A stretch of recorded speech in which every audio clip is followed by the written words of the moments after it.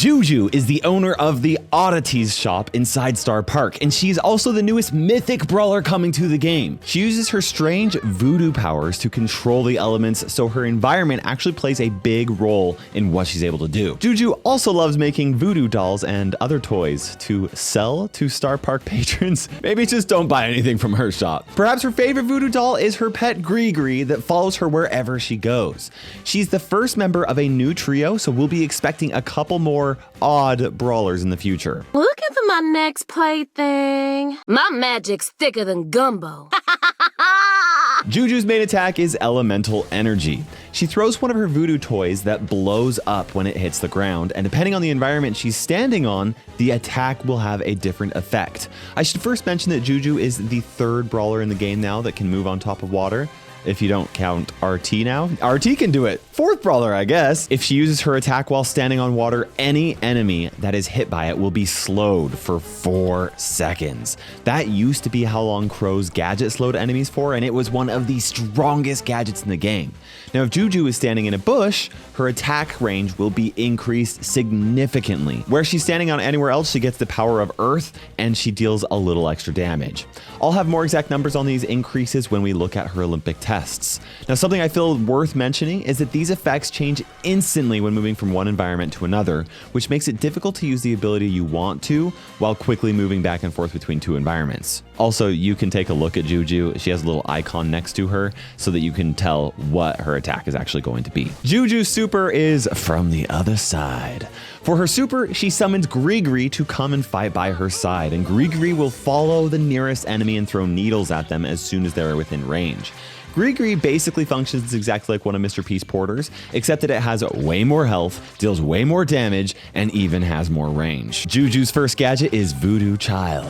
This gadget gives Juju's next attack all 3 abilities from each of the environments. In other words, her next attack will have extra range, deal extra damage, and slow enemies no matter what environment she's standing in. I really like this gadget since it's going to allow Juju to still be able to slow enemies even if there isn't any water on the map. And let's be honest, that's probably going to be the strongest of the 3. Juju's second gadget is Elementalist. When this gadget is activated, Juju will gain a stat buff that is determined by the environment she is standing in. If she's standing on water, she will gain a buff to her movement speed. If she's standing in a bush, she will turn invisible.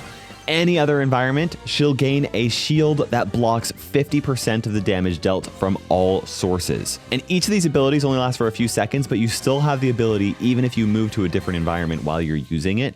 It only matters which environment Juju is standing on when the gadget is activated. Juju's first star power is Guarded Gree. This star power simply gives Gree a shield right as it gets summoned onto the battlefield. Now, the shield is 2,160 HP, but it depletes over time, very similar to Gus's shield or Edgar's. Now, Gree's health is already 7,200 normally, so this technically gives it more health than Nita's bear, so it's going to be very tough to deal with for some brawlers, especially if she throws it right next to you. Juju's second star power is Numbing Needles. This star power also only affects Gree. Each of its needles will slow anything that they hit for 1 second. Since that's about the rate that it fires its needles, this star power will make him way better, even by himself, because once an enemy is hit with a needle, they're going to be too slow to dodge the next needle, so I could see enemies getting slowed for several seconds at a time. So now that we've learned a little bit more about Juju and her pet Gree, let's put them through the Olympic tests to compare them with every other brawler in the game. We're going to show all her voodoo voice lines at the end of this video too. First up, we have the area test. Regardless of which ability Juju's main attack has, it's going to cover the same amount of area every time, which is 13 skulls. Gree could break some if it had a target to shoot at, but there isn't one, so just summoning him doesn't do anything. Juju's able to break 13 skulls in total, which leaves her in dead last overall, or 85th place. Next, we have the 3 attack kill test. In water and grass mode, Juju's attack deals 1,600 damage, but in earth mode, each attack deals an extra 400 damage, which is 2,000 total damage per ammo. She deals 6,000 total damage with 3 attacks, which is enough to take out 29 brawlers in the game. That ties her with Janet, Kit, Mortis, and Jean for 73rd place. Not the highest attack damage. Next is the supercharge test, and it takes 5 hits from Juju's main attack to charge her super, and none of her abilities increases that rate. So that means that it takes her 5 ammo as well. It takes 4.7 seconds to charge her super, which puts her in 72nd place. Next is the super range test. Juju's able to throw Grigri 4 2/3 tiles, and Grigri seems like it starts attacking enemies about 6 tiles away. Since Juju's super is technically just summoning Grigri, she scores 4 2/3 tiles, which ties her with Jackie, Larry and Laurie, and Maisie and Tick for 71st place. But obviously, it technically has infinite range, so chasing down enemies is going to be really strong, I think. Her super is very good. Next is the race test. Juju actually does have her gadget that can increase her movement speed, but since while she has to activate it while standing over water, it doesn't help her in this test because there's not any water on the path to the end of the map. So yeah, anyway, she has a normal movement speed and her gadget's the only thing that can speed her up. So she completes the race test in 12.3 seconds and ties with 28 other brawlers for 56th place. Next is the super damage test. Summoning Grigri doesn't deal any damage, but Grigri deals 1,600 damage with each of its needles. Juju ties with Tara, Daryl, and Stu for 51st place, and this one does a lot of damage. It's more than both Jesse's and Mr. P's porters, so keep that in mind. It's a good one. Next is the survival test. Now, I never let any brawlers block shots from the sniper bot in this test, so Grigri unfortunately could not help here. Fortunately though, Juju's second gadget gives her a damage reduction shield while in Earth mode, so that buys her a couple extra seconds. She survives for 20.9 seconds, and that places her in 50th place. Next is the 1 second DPS test. Juju's unload speed is fast enough for her to land all 3 of her ammo within 1 second, and with the right timing, Grigri adds one of his shots to the total. However, when Grigri lands its second shot, more damage carries over to the next second, and the total becomes 7,238 damage, which is enough to put Juju in 48th place. Okay, those were the tests where she is worse than half of the brawlers, and from this point on, she is better than half of the brawlers in the game. And kicking us off is the reload test. Now, just like I mentioned, Juju's unload speed is actually pretty fast, but like most throwers, she doesn't have the best reload speed. She's able to reload 10 ammo in 19.1 seconds, so she ties with Colette, Dynamite, and Poco for 41st place. Very similar to Dynamite, so that's a good reference since they're both throwers. Next is the boss test. Now, it takes Juju a few seconds to charge her first super, but Grigri adds some good extra damage during the whole duration of this test. She also gets the most damage from her main attack by standing outside of grass or water, so she's able to stand as close to the boss as possible. She defeats the boss in 37.7 seconds and ties with Tick for 40th place. Next is the swarm test. Juju's able to destroy 4 of the swarm bots at a time with one of her attacks, and Grigri can take one of them out with every needle. Before Juju can reload a 5th ammo to clean up the rest of the bots, Grigri has taken out a row of 4 bots all by itself. They defeat the swarm in 4.1 seconds, which puts her in 34th place, which suggests she's going to be able to deal with multiple targets fairly easily. Next is the assassin test. Grigri hits the boss 4 times, which adds up to 6,400 damage, and after Juju unloads her first 3 ammo, she only has time to land 1 more shot, which adds to 8,000 damage. In total, with all her abilities, she deals 14,400 damage in 3 seconds and gets 34th place. Next is the box test. Brawlers never get to use their supers in this test, but even if they could, Grigri doesn't target boxes anyway, so it wouldn't really help. Fortunately, Juju can hit several boxes at a time with each of her attacks, so the only thing holding her back really is her reload speed. She completes the box test in 38.7 seconds. That puts her in 31st place. Next is the auto-aim test.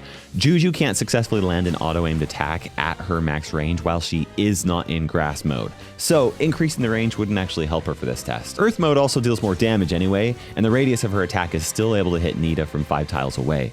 With 2,000 damage in 5 tiles, Juju gets 28th place. She has a pretty good auto-aim. Next is the splash test. I already mentioned that Grigri won't attack boxes, so it doesn't help anything in this test, but Juju's main attack can actually hit every box with a single ammo, although it does take near perfect aim. With 5 well-aimed shots, Juju destroys the boxes in 4.8 seconds. That puts her in 14th place. Next is the attack range test. Normally, Juju's attack can be thrown 6 tiles away and has a blast radius of 2 tiles, making her total attack range 8 tiles.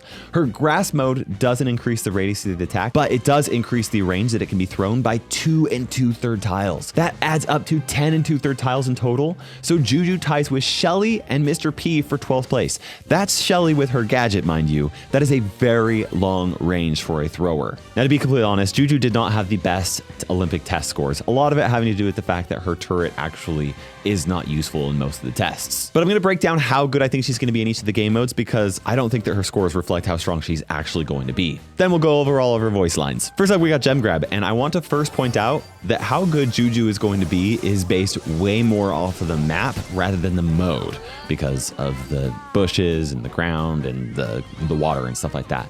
That being said, I think that most gem grab maps, she's going to cause major problems for any enemy gem carriers trying to collect gems in the middle of the map. Her range is honestly insane if she has enough bushes, and if there's water in some good spots, it might only take her one attack to slow down an enemy gem carrier and make them a much easier target for her and her teammates. S tier for gem grab, like absolutely. As for Brawl Ball, we're gonna go with A tier. None of the Brawl Ball maps have any water on them because of some weird interactions with water and the Brawl Ball, so there likely won't ever be any water on Brawl Ball maps, so she definitely will not be slowing enemies in this mode, at least not without her gadget. But there are still plenty of walls and bushes on Brawl Ball maps, so while I don't think this is gonna be one of her best game modes, I still think she's gonna be really good. Her second gadget especially seems useful in this mode, even without water, because turning invisible and that much damage reduction can provide a lot of value when trying to score a ball. Once again, A tier for Brawl Ball, and for Heist, we're gonna go with B tier. Heist is probably one of her worst modes, but I still think she'll be at least a decent option for it. She doesn't have the best DPS, but with Gree, her super, she actually has good potential to do damage over a long time to a safe. Gree can't shoot through targets, so it might be hard for it to actually get through to the safe, but I would not leave Juju and Gree or safe all by themselves. Just think about Jessie, right? Thankfully, not quite as devastating as Jessie is because of her gadgets and star powers, but yeah, I think B tier in Heist makes a lot of sense. As for Bounty, we're gonna go with A tier. As long as Juju has plenty of bushes to give her added range, she's gonna be a great Bounty Brawler.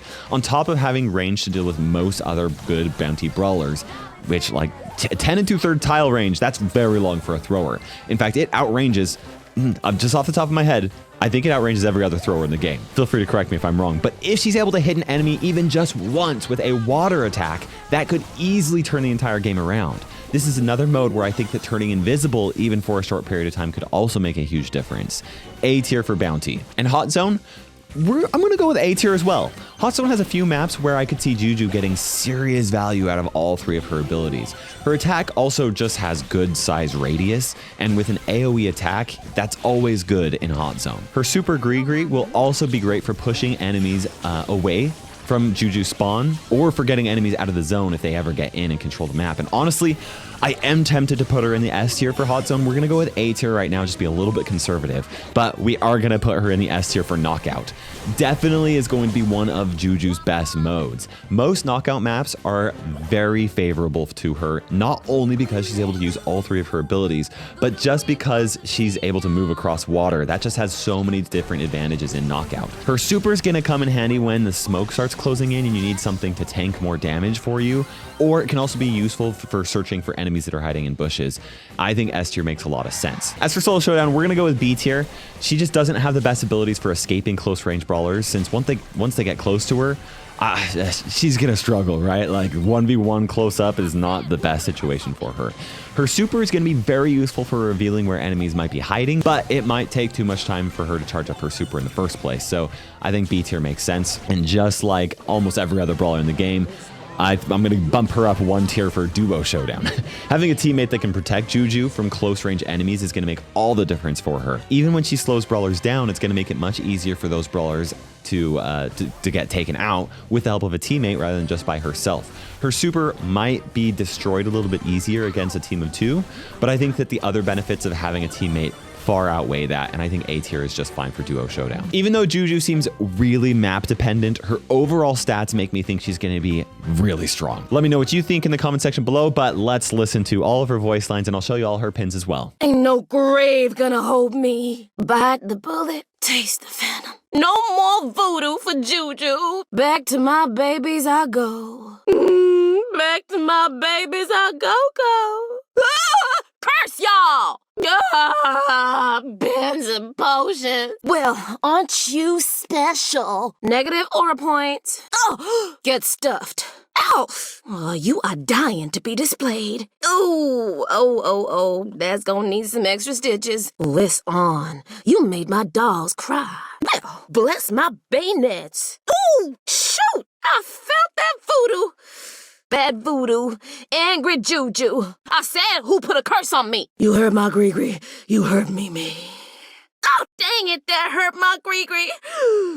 Hexes and curses coming your way. Juju is gonna get you. Oh, you better bring it. I'll skin you alive. Heads up, y'all next. My magic's thicker than gumbo. Step up or step out.